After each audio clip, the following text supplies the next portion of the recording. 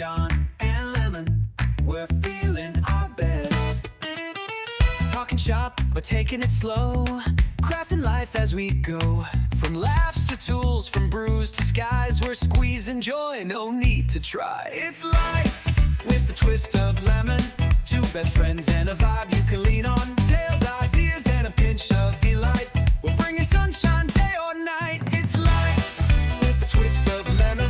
Two best friends and a vibe you can lean on. Tales, ideas, and a pinch of delight. We're bringing sunshine day or night. Life with a twist. Life with a twist. Life with a twist of lemon. All right, John. So this week, I guess while we record, we're going to do our wine tasting as well, eh? Correct.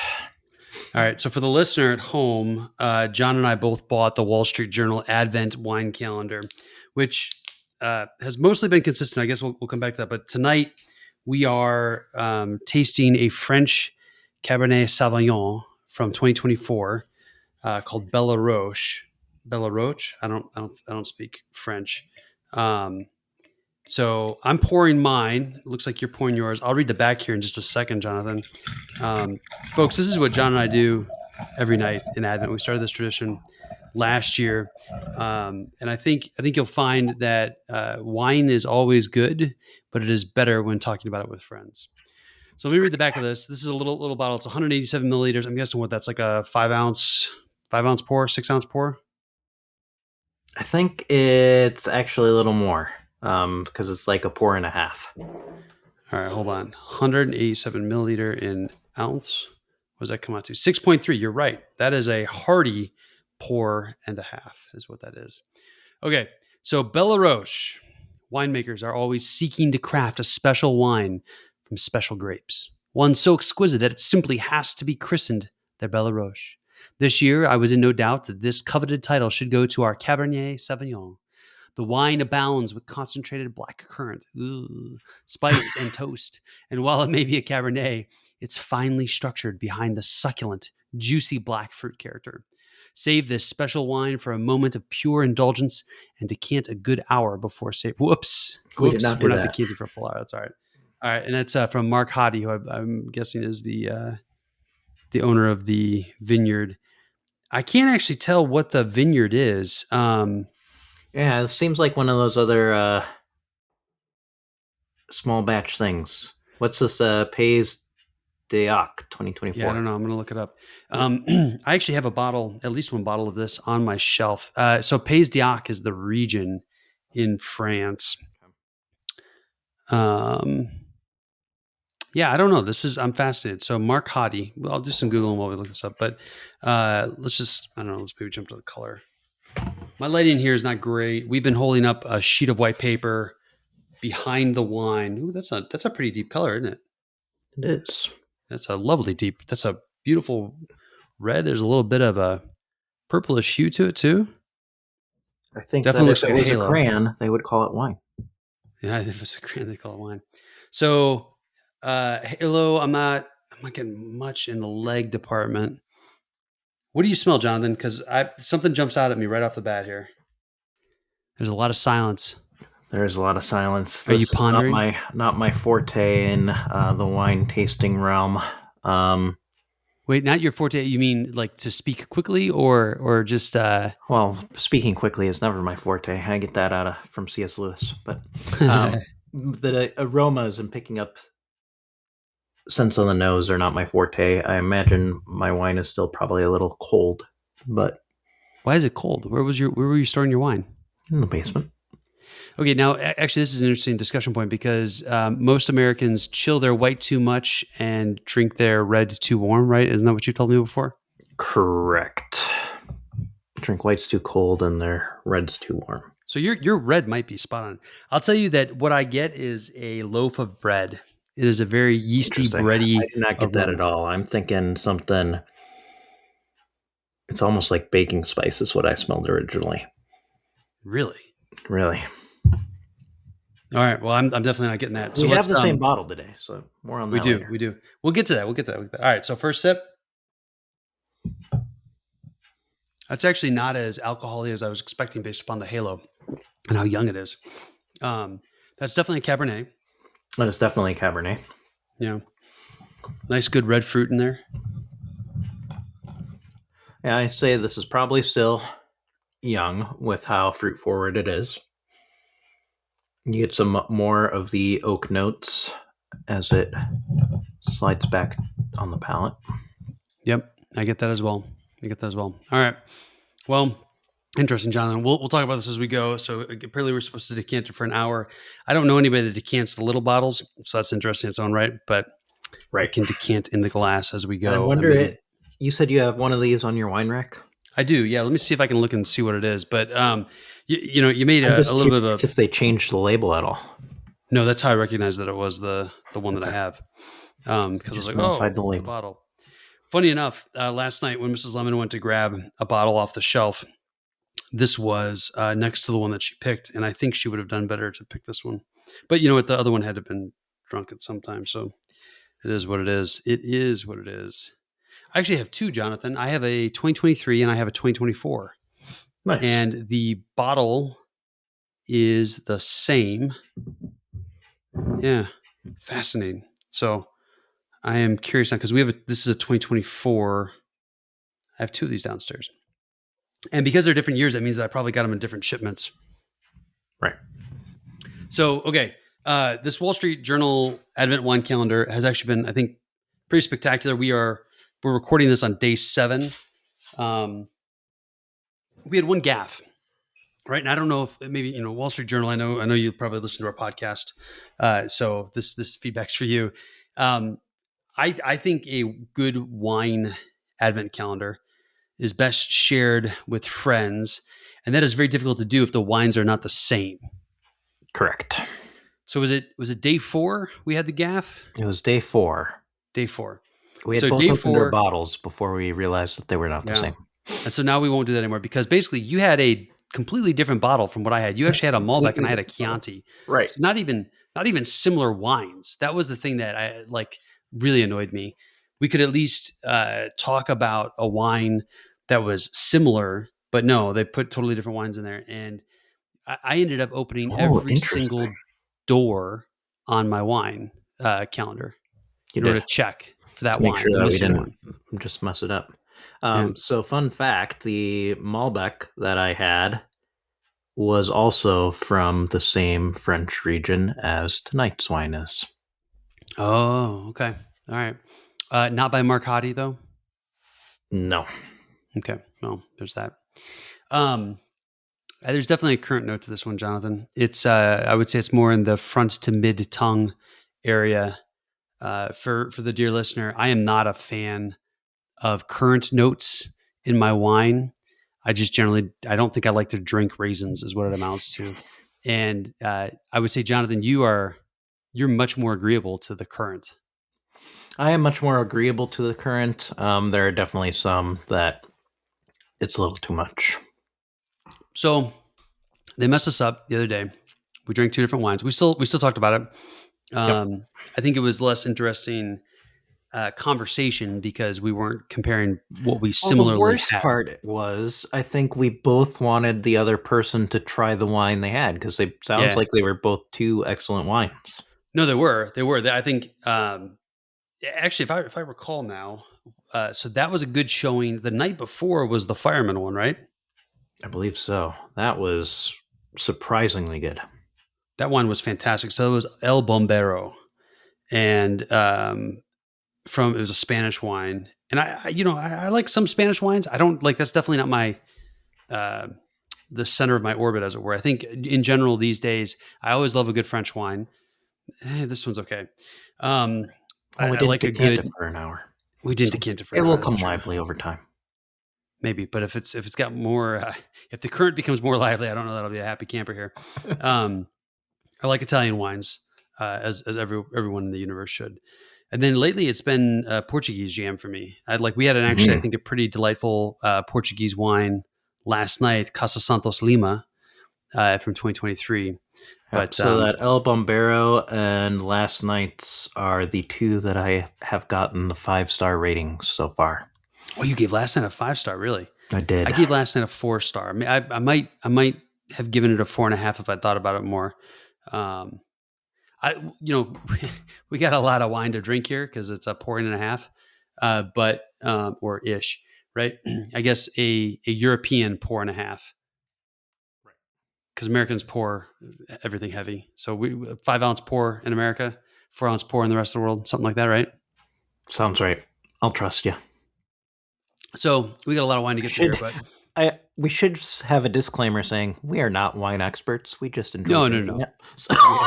Yeah. There's dear listener, we sound sophisticated, but in reality, it's still Stan and Jon, Right. and we're not going to be a sommelier anytime soon. I think we have the same glass as well, so our tasting experience should be similar because these are the ones that you sent. So the German crystal ones. I love these glasses. Yeah, I went for because I wasn't totally sure what the situation here would be while we recorded. I wasn't going to do the stemless because I didn't want to warm up the wine with my hand. So I thought go full stem and see how it goes. But all right, well, I guess I would endorse the Wall Street Journal wine advent calendar. Do you remember what it cost? We are 7 days in, and it has been pretty excellent. Like there's one that wasn't great. The rest were good wines, even if they weren't my jam. What did we pay for it? Somewhere around $200. Was that much? For some reason, I thought it was like $175. Maybe that was after the gift card because we got a gift card as a result of getting it. But it's not a trivial amount of money, but I think it was a good buy. And again, I really do enjoy hopping on a phone call and talking about wine. It would be better if you lived in Indianapolis and we could talk about it in real time. But beggars can't be choosers. So right. Yeah. All right. So I ordered this in. Oh, you're right, Stan. I ordered this in October 22nd, and paid $160 for it, and then we got the $25 gift card. That to me is actually a steal, right? You think about this. So that's $6.66 for a glass of wine. I can't go into a nice restaurant and get a glass of wine that I like, right? So I do get a little snooty. I'm not a wine expert, but I don't like most American wines. And so I typically order something that is from abroad. I would say the average glass of wine that I order is going to be between $11 and $15. So, fair enough. I believe that there is some American wines that we can find that you will enjoy. Yeah. Listen, Oregon always puts out something decent, right? One of the wines that I bought a full case of is actually an American wine from California, from Sonoma, believe it or not. Nice. But it's abnormal, Jonathan. I mean, there's just not the art that they have in Europe. The history. No. Yeah. So while we've been doing this, we have also been using it as an excuse to test out the wine tasting app, which Stan has architected and rewritten at least once. And sometimes I pretend to be a product owner for it. So sometimes. Yeah. So this, gosh, man, we looked this up last time. We built this forever ago, rewrote it, just to kind of modernize it with my friend Claude Code, our AI overlords, and have been trying to layer some features and capabilities onto it. And, I think at this point, you've got 7 tastings in there at least, right? You might have a few extra. Yep. And so the Insights tab maybe is starting to become useful, or at least interesting. It's interesting for sure. Yeah. I think have you tried the scan wine label feature yet? I do. It is my favorite new feature that you have added. It looks like it probably messed up today's label, but I'll tell you what, man. It's not so what the way that it's working is it's doing OCR on the image, and then it's plugging that into it's plugging it into the LLM on device, right? Which is limited in itself. But I don't know what you got when you scanned it, but I got the winery was Roche, which obviously is wrong. Varietal, Cabernet Sauvignon. It also listed the cuvee as Cabernet Sauvignon for some reason. But I got the vintage right. It messed up the appellation, but I don't even know. There's nothing on the front of the bottle that says appellation. Correct. It would be interesting. Let me try rescanning the back. Have you tried rescanning the back? I have not. You go for it. I'm going to continue with my data entry. So, there's definitely more sophisticated ways. Oh, it nailed it. Yeah. Well, not totally nailed it. you know what? I'm actually happier with the back than I was with the front. So, What did it put for winery? it did not find a winery. It just listed Bella Roche, which is wrong. So the way that this presents itself, the way that this bottle presents itself, I could see why it would think that, right? Yep. I think if we didn't know, well, if we hadn't read the description on the back, but the bottom line is there's much more sophisticated models that we'll look at. In fact, you know what? I wonder if I said to ChatGPT, using these attributes and this bottle of wine, what would you fill in? What it would say? Because I would love to like offer a ChatGPT thing, but I'm not going to pay for it, is what it amounts to. So that means that we have to price it accordingly. Yeah. Well, I don't know how you do that, man. I'm telling you, the economics of that whole jam is challenging at best. So here's what I'm going to say. I'm going to say, using the form from my app, what values would you fill in using this wine label from the back of my bottle? Back of my bottle. And then we'll see what it does and how long it takes too. The nice thing about the Apple on device models is they're cheap and relatively fast. So it's here we go. Winery. It thinks Bella Roche. Region, it got that right. Pays d'Oc, France. Varietal, Cab Sav, vintage 2024. Cuvée is not specified on the label. Style, red. Alcohol, 13.5%. Bottle. Yeah, so it actually did, quite frankly, just as good as the OCR of the back label with the Apple Foundation model. So there you go. Who would have guessed, Jonathan? Who would have guessed? Who would have guessed? We got to figure out where to take this next. We're going to get a bunch of data. By the way, dear listener, if you would like to be a beta tester for the wine tasting application, please reach out at podcast@twistoflemonpod.com and let us know, because I'd be happy to hook you up with a test flight. And we would love to hear your feedback. Absolutely. I think for the winery, I'm going to put Mark Hottie. That's what I did as well. I think for the cuvee, I'm going to put the Bella Roche. Yep, that's what I did. Yeah.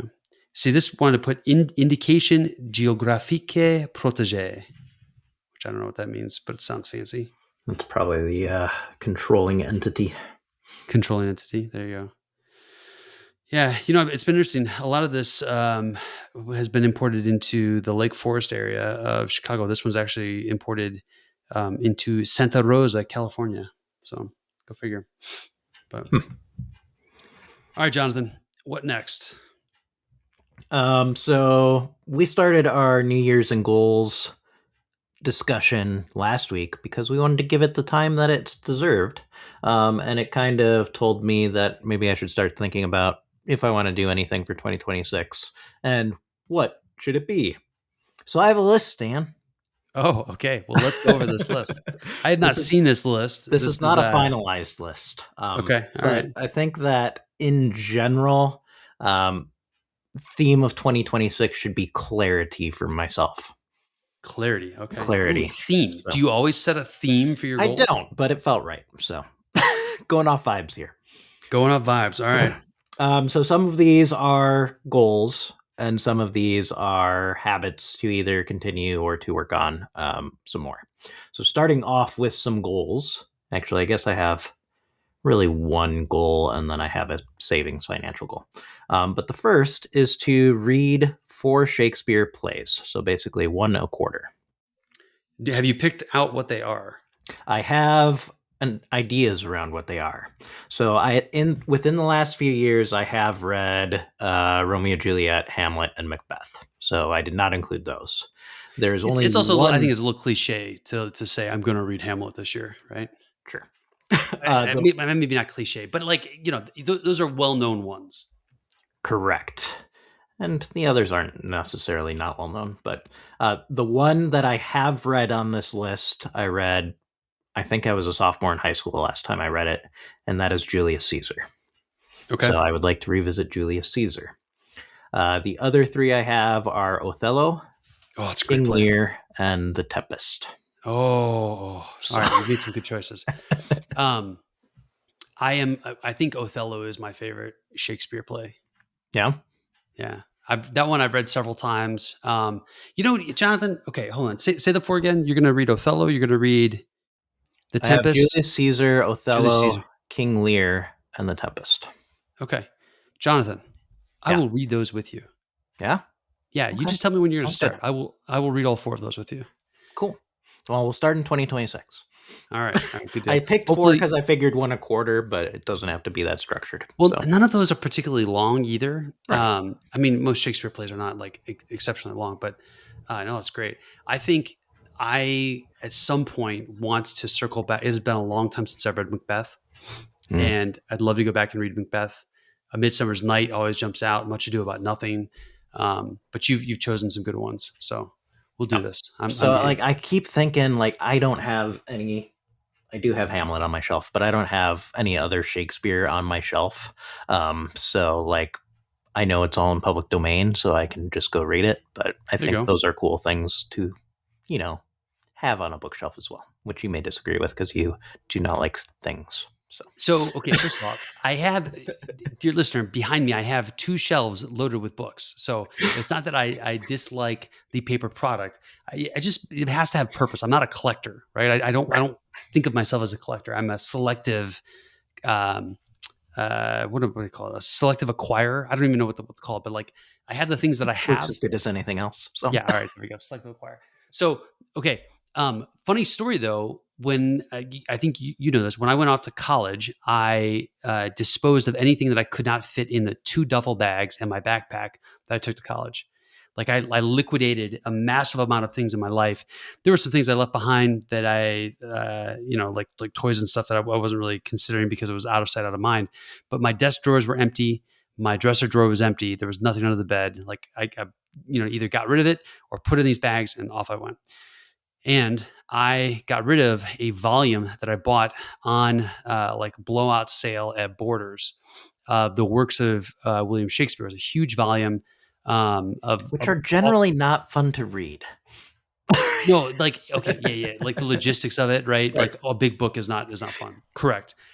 But it was a fantastic single volume of a bunch of stuff, and there were in the middle was a section of his sonnets, Nice. right? And for whatever reason, my last year, actually, I probably know the reason. My last year of high school, I read like a sonnet every other day, just because I could, right? And I got rid of that volume, and I actually look back and I regret on that. I wish I kept it. So, Well, I'm sure there are many other volumes like that, Stan. do you, when you look at buying books these days, how do you pick out the edition that you're going to buy? So I guess most recently I bought a copy of J.R.R. Tolkien's Letters from Father Christmas. And I went kind of with this holiday edition. So it's got like a ribbon that will mark your place, and it's got hardbound, things like that. So Okay, for so Shakespeare, I'm probably going to go to Half Price Books and pick them up for $1.50. So interesting. Okay, so are you familiar with Easton Press? not particularly. Name sounds I'm telling you, familiar, man, but that's my about it. Instagram ads are very peculiar. This is Oh, are this is these one of the the, ones with like all of the collector's edition, like the Lord of the Rings ones that I keep getting? yes, yeah. Okay. Now, I didn't know about the Lord of the Rings ones when I bought my leather bound editions, but it is what it is. Uh, I actually have a friend who has a bunch of Easton Press prints. They've been doing this for a long time. They're fine leather bound. I think they just look beautiful, right? And there is value in a beautiful book.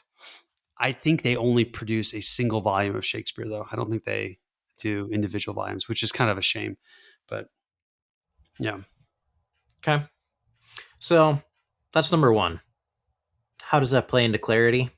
I don't think there's probably anyone living who knows all that Shakespeare has done for the English language. So that's part of it. And I think the second part is I often consume a bunch of junk, frankly. So going back to kind of these pillars of the English language, of storytelling, and that have stood the test of time, plays into that as well. I'd like to believe that I influenced you a little bit on this because for the last 2 years, I've been reading books that are classics, Good, Bad, and the I Ugly. mean, I generally read at least one classic every year. Didn't you read the Odyssey recently? Did you? Yep, The I've Iliad. read both the Iliad and the Odyssey recently. Okay, yeah, those are heavy books. So I have not touched the Aeneid recently, though, so maybe that should make you the list. started that though, right? Not recently, no. Oh, okay, all right. Those I've are also big got lists. Dante's Inferno sitting back on my shelf too, which I would like to revisit at some point too. So My dear friend Professor Reed loves Dante's Inferno. That is actually, like it one might of be all his three, but favorite books. I guess it's a poem, right? It's not a book; it's a poem. it's an epic, yeah. Yeah, but it's epic poetry, right? Correct. I should see if my volume is written in poetry or not. This was the journey I went down. My English teacher uncle did give it to me for Christmas many years ago. So you'll be able to judge how good he was at his craft in the edition that he gave you. Sure. So it's actually, this is an interesting discussion in its own right, because you look at Beowulf. I read Beowulf at the beginning of the school year this year. I chose an edition that was structured as poetry, right? And I did it after. Actually, no, sorry, Sir Gawain. We did this Beowulf too, but the story here is actually about Sir Gawain and the Green Knight, which is fantastic, by the way. I chose an edition that was structured in poetry. There were some parts that were questionable, but by and large, it was good. And I did it against my better judgment because I actually, like, before we set out on this journey, I wanted to use Tolkien's translation, which is just prose, right? And I chose not to because he uses more complex English, and it wasn't structured as poetry. And I felt like it was important that we read these poems as poetry. I don't know if that actually mattered in the grand scheme of things. But I think it's an interesting consideration. And if Tolkien is willing to do Sir Gawain in prose, then I feel like I should probably be too. Maybe. I think my question is, why not both, Stan? Because there's only so many hours in the day. Only so many hours in the day. Yeah. So that's Shakespeare. Like I said, I have a savings goal. It's basically hitting targets in different funds. So there's that. Then we move into habits. And it's really being intentional about family time. So maybe that is carving out specific nights that are dedicated to be family nights, and being present and making clear distinctions of, hey, this is when I'm recording a podcast, or this is when it's family time and we hang out together as a family. I think there are different aspects to that too, both like dad time and then husband-wife time. So okay, I was going to ask, is there a date night somewhere in there? Sure. I never really call it a date night, but well, a night that you and Mrs. Kohlmeier leave the house, preferably without the child. That is not currently in the plans, but you should. It's still early. Jonathan, 4 times. I'm gonna challenge you. Consider a goal 4 times over the next year. You take Mrs. Kohlmeier out on, finger quotes, date night, right? And you find someone to watch the little one. All right. Sounds good. That sounds believe doable. Me when I say with the first child, it's the hardest and probably also the most needed. So, yeah. Sounds good. Do not be like me, Jonathan.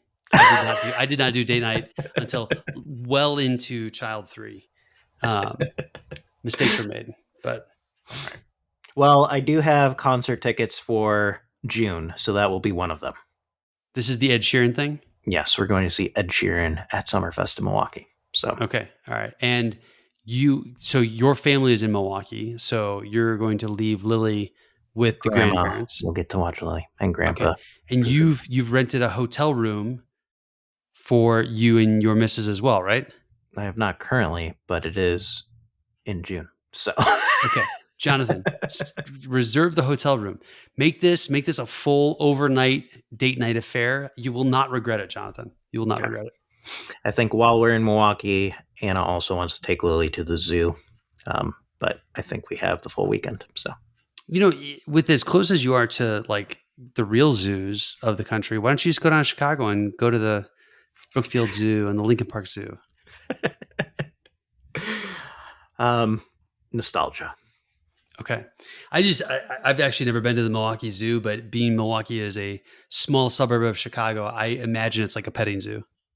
The Milwaukee County Zoo used to be really great. Anna did go recently and said it's not as great. So it's Okay. possible. All right. So Okay. So dedicated family time. I like that. I think that's a good goal. I think structure around that's good. What else you got? write more words. Wait, like you, the human John, or John channeling through AI? I think it will probably end up being a mixture, specifically depending on what I'm writing. So like I think AI definitely plays a role both for idea generation and for finishing, and really as like your peer reader. So I think it will be a mixture, but in general, I think I want to write more. That could be journal entries, that could be blog posts, that could be LinkedIn posts, but more so as an exercise of developing my thinking around certain topics. Okay. And I think that can change drastically depending on what's going on. Maybe it's about wine, maybe it's about work, maybe it's about Lord of the Rings. How will Things like you know that you have achieved the goal when the year's over? that. So right now it's habit forming goal. So what I have penciled in is write for 10 minutes a day. So I don't have to produce anything necessarily, but I have to work towards something every single day with the written word. Okay. And how will you track your progress? It's a good question, Stan.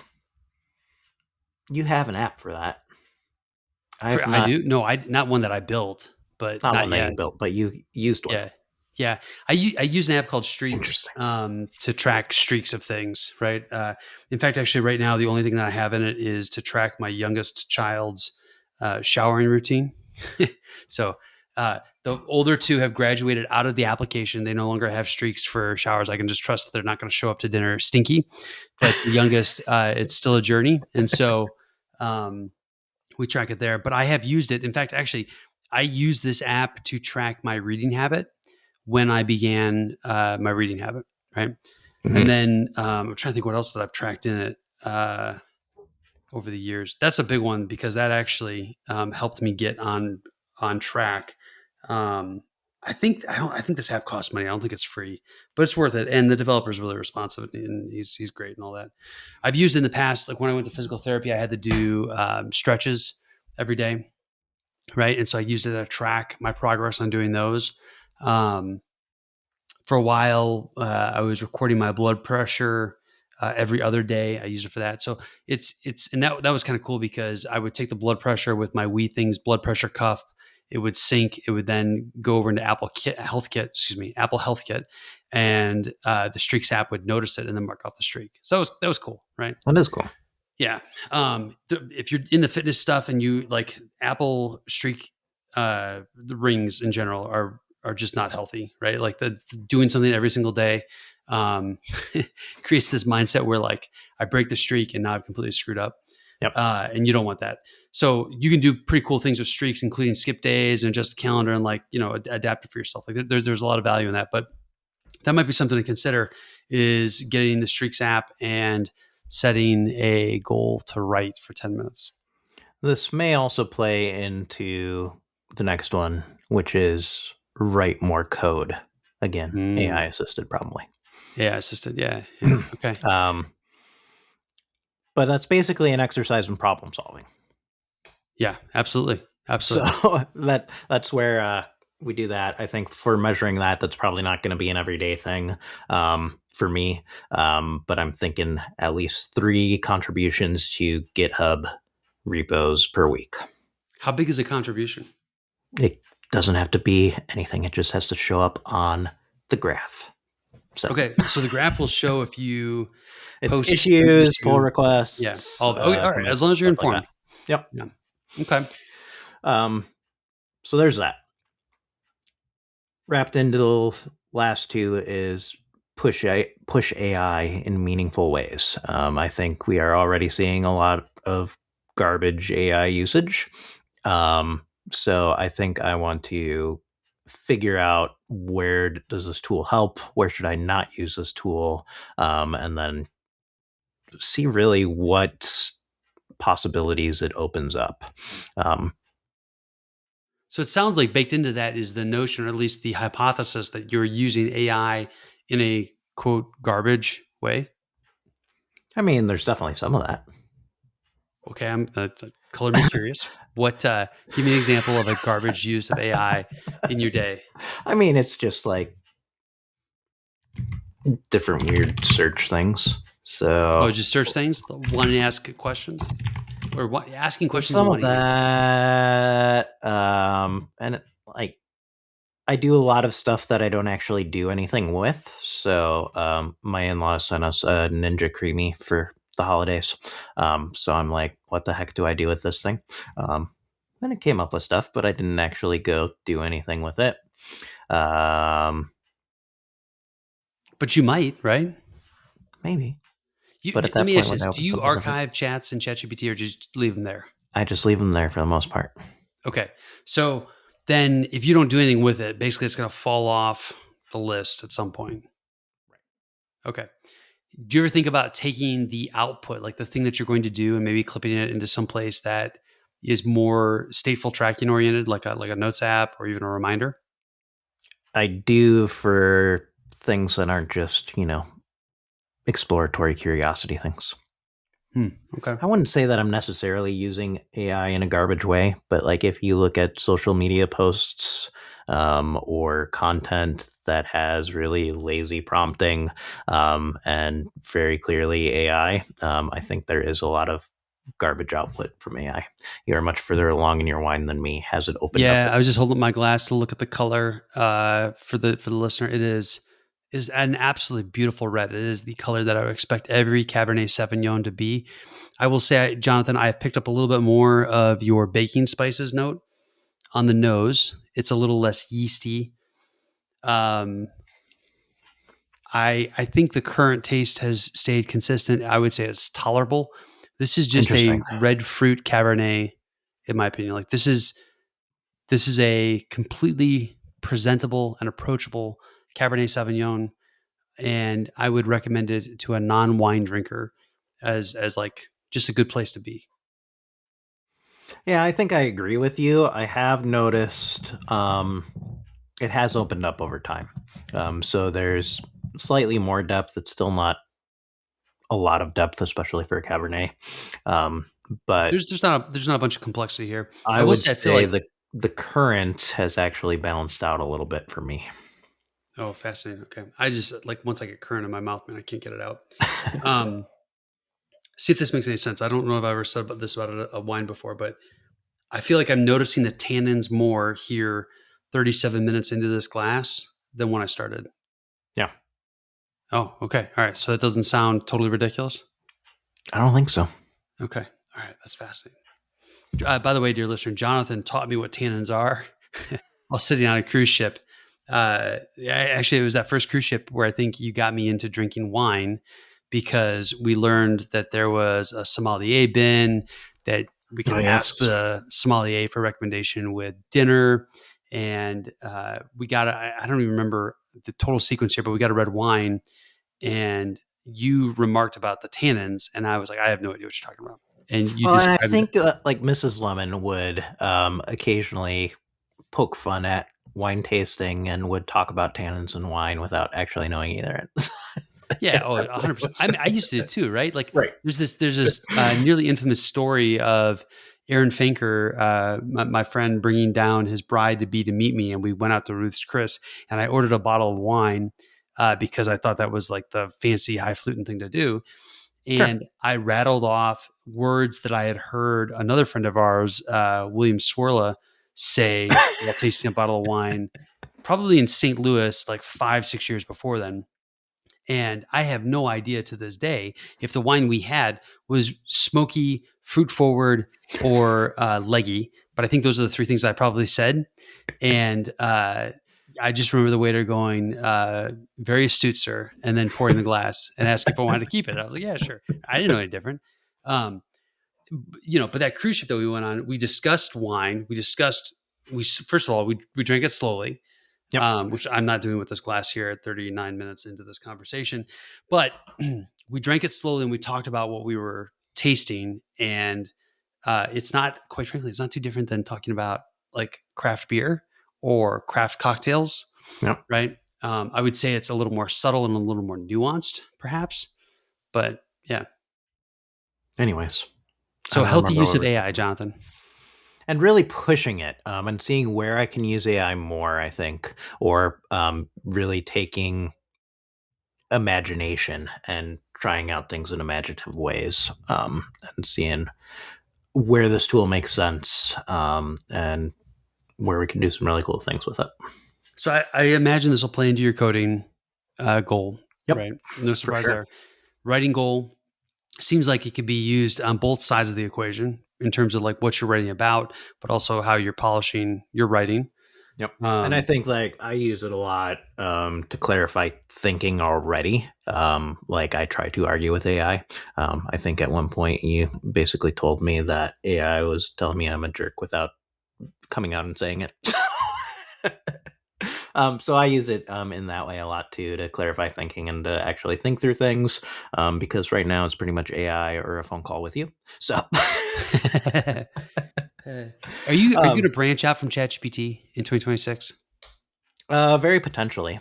Okay. I don't know if I'll pay for anything else. There's got to be a compelling reason for me to switch paying, especially since we're still in flux where things this person releases and then there's a reaction release and things of that nature. So I've spent, as you know, quite a bit of time with Claude. I've spent a fair amount of time with Gemini, both professionally and unprofessionally. No, that didn't sound right. Professionally and outside, whatever, in my hobby time. Oh boy. Personally, there we go. Personally, unprofessional is not personal. Personal is not unprofessional. Okay, got it. Note to yourself. So I think those are the big competitors. You could argue that Grok is in that list, but I really think the big three at this point are Gemini, ChatGPT, and Claude. I would say I think you should at some point next year spend some dedicated, repeated, consistent time with Claude because the answers you get, especially in terms of the criticality, I think will be different. And I think you'll find it insightful. So we've got this for a future discussion. We're not going to go into today, but I will often use ChatGPT for nutrition tracking. And I decided today to try it in Claude. I use Claude mostly for technology related queries, even when not in Claude code. But I decided to do Well, today. that's kind of who they developed it for too, right? They definitely have a bent towards it. I don't know that I don't know that I could say confidently that they developed it for developers, but there's definitely a bent for it. And we've talked in the past about how there's this race towards AGI, right? Yep. AGI is augmented general intelligence or whatever, right? Something Sure. like that. Yep. Or autonomous. I don't know. AGI. So super intelligence, right? Like complete independence, autonomous general. I don't know. What does AGI stand for? Hold on. What does AGI stand for? It's got to be autonomous, right? This says adjusted gross income. I don't think that's right. Well, it is right in a different context. Artificial general intelligence. Gosh, we were so off. Artificial general intelligence. So this is where the computer is now more intelligent than you are and able to make decisions independently and like I don't even know.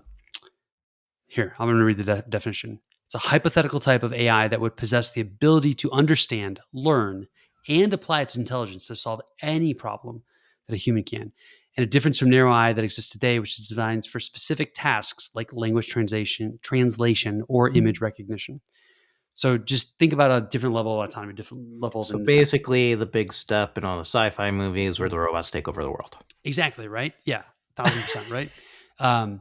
Data on Star Trek, right? Or I don't know, C-3PO on Star Wars, maybe. I don't know. I think C-3PO is AGI. Okay. I think R2. I think R2 is AGI. R2 for sure. So anyhow, there's this like theory out there that the way to AGI is to train a model to write code because then it can write code for the next thing that it can't do, right? Right. And that's how you represent learning and adaptation within this space. So if that statement is true, if there's any truth to it, then Anthropic has doubled down on tools that are really good at writing code. Mm-hmm. That may serve developers right now, but in the long term, it strives towards this AGI model. That's the theory. So I don't know that Claude is like got a bent towards developers per se. I think it has a bent towards things that are really useful to developers right now. We'll see in the fullness of time. None of these companies are short-sighted, right? They're hedging bets on games far longer than most of us ever get to play. So where I was going with this, though, Jonathan, is I think you should spend some time with Claude because I find myself getting more critical answers. And today with the nutrition tracking, ChatGPT will coach me along and be like, rah, rah, go Stan. And Claude today was like, you've just hit a sodium bomb in your diet. You should wind it back, right? And I was like, Nice. oh, okay. That's a little more There we go. Stop than I'm used to getting from This is the LMs. bluntness we're looking for. I think so. I think it's the thing that's missing, right? And we've tried with our instruction set on ChatGPT and whatnot to try and get it to be like more critical and push back, Mhm. but it's just not going to. Right. Yeah. And Yeah. there's I can't remember if we talked about this, but your friend Dharmesh posted yes. a link to a study that I think was done by OpenAI about why like the origin of hallucinations, right? Or why there's a propensity for hallucinations, and the notion being they have trained models to what was it? They said try to be right or try to be encouraging, right? They don't want to like tell you try to be positive. And so they're trying to seek out an answer that works for the conversation rather than is factual or not. Right. So there's something interesting there too. Like if a model can tell me like, shut up, Stan, you're being stupid, I think I want to pay for that model. I think I would agree with you. And I'm curious if you think that's an us thing or if the general populace would want this. Because I can see like why ChatGPT would try to have that baked in if they're going after consumers. I think this is 1,000% an us thing. Okay. I think in general, people don't like to be told that they're wrong about anything. But I feel like, especially as you get into some of this research stuff, like you need it to be factual, whether it hurts your feelings or not, right? Yeah, but how many people in America today are researchers or scientists, right? That's a small percentage. And so for the vast majority, I think like we just want an answer. And quite frankly, like I think most people, I'm going to try not to go theological with this, Jonathan. Most people want a sycophant in their corner, right? Someone who's like, hey, Stan, you're doing a good job. Keep it up, right? It's interesting because I feel like that would annoy me. It would annoy you. Yeah. You are like cheerleaders, beware. If you are in Jonathan's proximity, beware. No, but like I do think there's my wife played a cheerleader in High School Musical in high school. So, oh, there you go. Well, all right. So much to be unpacked, but I this is where I think people have come to like ChatGPT as my imaginary friend. I was actually just talking to somebody about this. Well, we talked about this with the prompt examples that just were like, are people really using it this way? Yeah. Well, and funny thing, I was talking to someone in the education space last week, and in their house, right, they basically come up with a rule that we will not have imaginary friends in AI. And, I'm over here like, sweet mother of pearl, I hope my kids aren't doing that. And I don't think they are, but like, I think that plays into this. Everybody wants a sycophant, right? Everybody wants a cheerleader. And we can find one in the current implementation of ChatGPT. Even like, you remember when 4.0 came out, or was it 4.1? I don't know, somewhere in there, right? And it was like over-indexed on being a sycophant. Even Sam Altman, I think, even used that word. By the way, I've been using that word well before Sam Altman ever dropped it into our everyday vernacular. But he obviously took it from you. Yeah, obviously, 100%. Yeah, he called me up on the weekend and he was like, "Hey, Stan, I need a word to describe." My friend Dharmesh and your friend Sam. Yeah. And I was like, "Sam, it's a sycophant. You could just go out there and tell the world that it's too sycophanty, which is not a real word, right? Like you can't just throw the Y on the end of a word and make a word. That's not how that works." Remember that when we go and read Shakespeare. Yeah. Well, Shakespeare gets to do whatever he wants because he's creating like language on the fly, right? But Man, I totally lost my train of thought. Oh, everybody wants a sycophant. 4.1 had that like bent, and they've been trying to wind it back because I think it was too overt. And that actually I think is more concerning to me. So when they started winding it back, they were not like changing the nature of it. They were trying to make it less in your face about being a sycophant. So we all have these little secret code, cheerleaders in our phones in the form of ChatGPT. And I think for most of us, we don't realize it, right? Yep. I used to go into performance evaluations, and my manager would open up with all the things I've done well. And I was like, look, I legit said this 3 years in a row. We've only got 30 minutes. I know what I'm doing great. Tell me what I need to improve on. Right. That I don't think is normal. And I think most people don't want to hear like because the whole question, where do I need to improve, is ultimately like, what am I doing wrong? Right. But like maybe less extreme wrong, So or what am I not doing? What am I not doing? Yeah. There's that. Maybe that's a better look at you being my own little sycophant right here on the podcast. So, but I feel like I balanced that out with being blunt. So there you go. Ultimately, I think there is an opportunity for models which are more critical in how they approach you and present information to you. And I definitely don't think that's ChatGPT. Now, I still love ChatGPT, but this is why I would say in 2026, as you are figuring out how to use AI, right, in a productive, healthy way, like what's the directionality of all this? Bringing clarity to your use of AI, Jonathan, to try branching out a little bit and seeing what type of experiences you get. All right. I'll probably there you go. 20-minute little, sidewinding through, through what a sycophant is. But is that, so I'm curious, is that the end of your list? I have one more. Okay. What is it? Smoke more pipe. All right. This is ultimately whether that is actually smoking a pipe or is less important than having set time to actually reflect on things in my brain, because I'm very much a leave me alone so I can process things. You saw some of that in last week's episode where I'd been in the car for 8 hours and couldn't even form full sentences. So I was reading something, a self-help book that someone bought me, which is a story in of itself, about, I guess there's a lot of science. Someone else helping you though? What's that? If someone bought you the book, isn't it? It's no longer self-help. It depends what their intention was in buying the book, is what I would say. So, but the book made this claim that there is legitimate science and research around meditation, the cognitive improvements it can make. And I'm really curious about this. I haven't had a chance to do my own deep research. I'll have to plug it in ChatGPT, I guess. But I think that's what you're saying. I think your pipe smoking is your meditation moment. Yeah, I think that's true. And really being intentional about making time to do that, because I think we live in a culture where we're always looking for some kind of stimulus, right?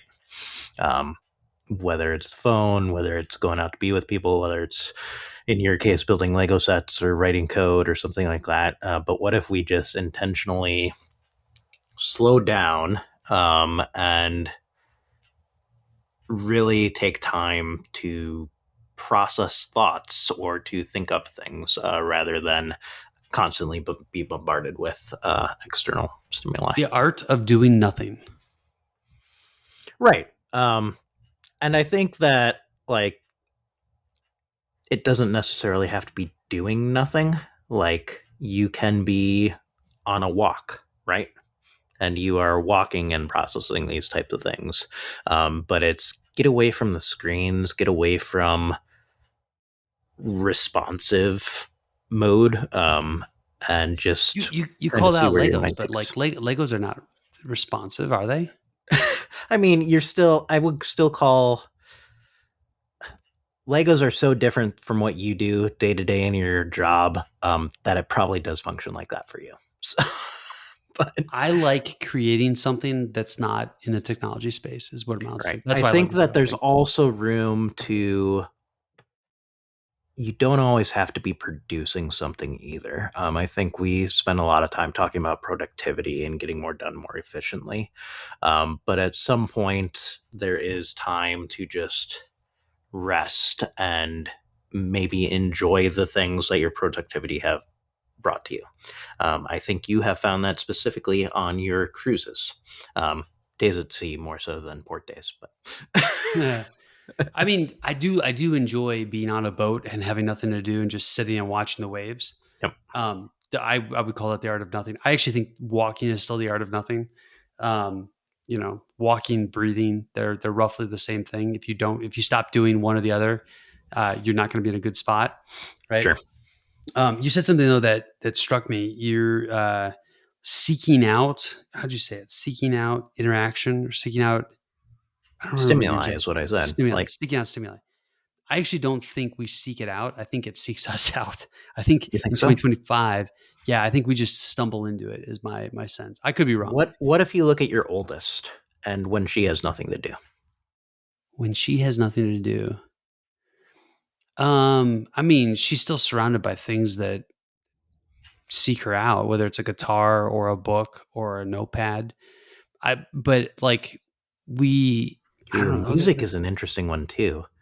Like, I think that you playing guitar is also a form of this because you aren't like working on it to do a performance or anything like that.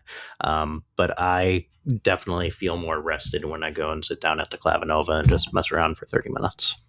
Interesting. I will. So I think I agree with the outcome there. I will say that in a day for me, if I'm just like picking around to goof around, I may be trying to learn something, but if I sit down and actually try to play a piece, that's the hardest thing I do in a day, hands down, for me. Yeah, and I think there's something about structured practice versus just doing something too. Like, structured practice would still be work and not rest.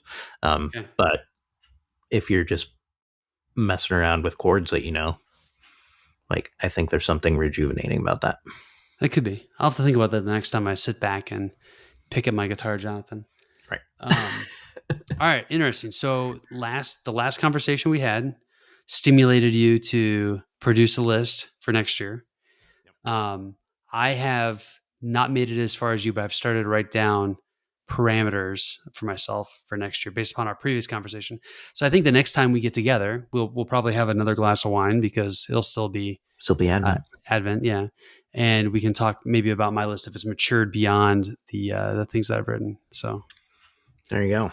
Well, I think that we are accomplishing your goal of giving this conversation more time rather than dropping it in the last episode of the year. There we go. All right. I don't know. It's funny. You say that was like a goal. I don't.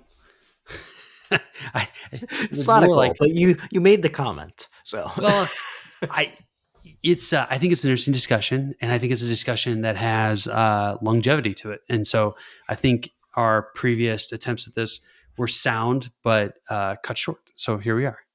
Here we are. All right. Until next time, John. Until next time.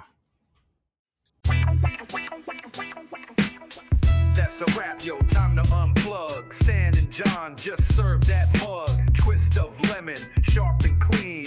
Truth and tech on your podcast screen. Catch us next time. Don't let it slip.